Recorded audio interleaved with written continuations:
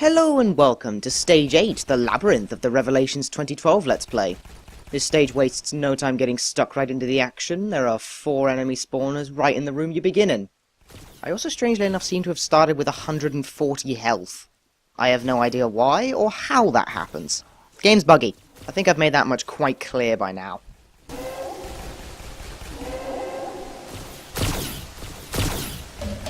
Apparently the summoners were somehow tied to the door mechanism. I've no idea how that works, but okay. Anyway, now we're in some linear corridor thing, which makes for fairly easy shooting. Linear kill corridors are pretty tedious, though. And a locked door! Maybe we'll have to solve a puzzle of some description in order to unlock it. There's some ammunition for your green gun hidden in this little room over here. I find this quite easy to miss, since most of the rooms in this place otherwise just contain fuck all of interest. Shoot all of the good pots is our clue for this puzzle, and we're given the rocket gun for free in this room. How nice of them! Anyway, what is a good pot? A good pot looks like that. It is a pot, interestingly enough, and a bad pot is smoking slightly, and if you shoot them, like so, bad pots explode, but they also happen to drop hearts, so you're not really penalised for shooting bad pots at all, which makes this puzzle completely pointless.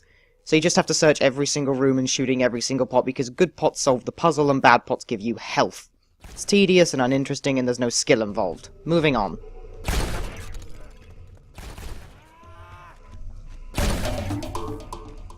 Roughly 2 minutes of running around the place looking for pots later, the puzzle is solved! Using the word puzzle very loosely. Anyway, the skull has appeared and picking it up unlocks the door that we passed earlier that was locked, and also, unfortunately, spawns a shitload of enemies in a very tight corridor. Tight corridors are pretty good for fighting in, actually, because the enemies just kind of pile in one after the other and get killed in single-line fashion. It's quite fun, actually. There is shotgun ammo on that table over there, which once again means I've missed a weapon somehow completely, only I don't even know where it is. I don't think the bots found the shotgun either, so that's no good. And we are now on top of where we started the level. The first thing I should call attention to is the fact that this area is populated by vixens, so you want to kill those really quick, otherwise you'll get swarmed by demonoids.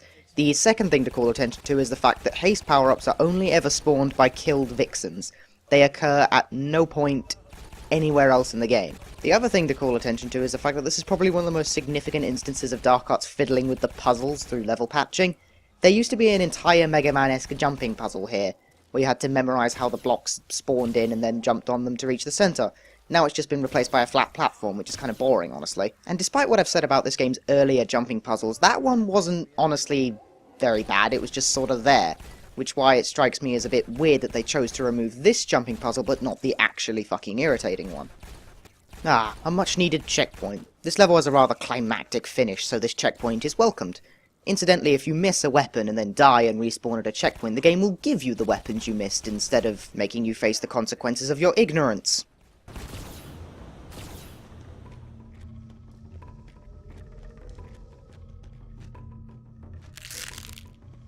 Large circular room we dropped into with no exit? Check. Sand in the middle? Check. It's fairly obvious what's going to happen, but this is an arena. You must survive the amount of waves the game throws at you, and then you can leave the stage. The main kinds of enemy it will chuck your way are warboars, and also enemies who throw the flaming spikes at you. But besides that, it is essentially a mob grinder, so we'll see how we go. And I have no idea what happened there or how I got incapacitated. It seems like a piece of the ceiling just kind of fell on my head with no warning. Search me for how that happens, your guess is as good as mine. Now here it's telling me to get blast gun. What it actually means is that the bots have apparently picked up the blast gun at some point and again not bothered to tell me their location. And a warboar has knocked it out of the bot's hands because they can do that if they hit you dead on. They'll make you drop a weapon. And it's pointing me to pick it up instead. I did not find it in time, unfortunately. I would have liked to have stolen it off them. Not like they know how to use weapons properly.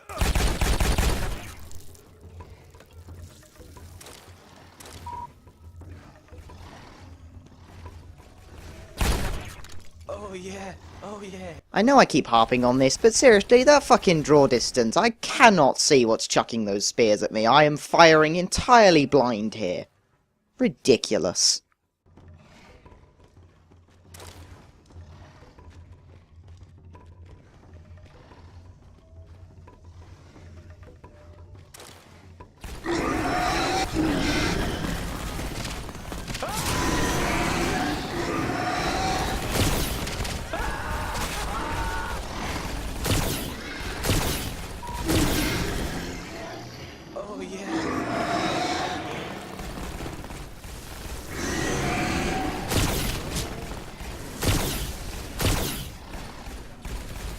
It's at this point they introduce armoured warboars to the enemy set of the arena, and they also start having the guys chuck the flaming javelins at you while you're trying to fight the warboars, and you can't see the guys throwing the javelins very well, so have fun with that.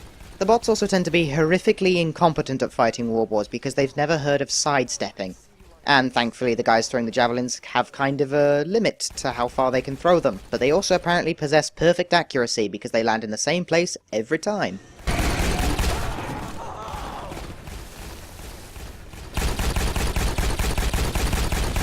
Yes, that health I could do with no! What the fuck, Megan? What was that for? You and your 43 health don't need it over a guy with 8 health. Bots in this game are unbelievably rude. Thankfully there's health in pots over here that go unpilfered by greedy bastard bots. And because they have not learned the Hyrulean art of breaking fine crockery, I can have them all to myself. Get stuffed, Megan.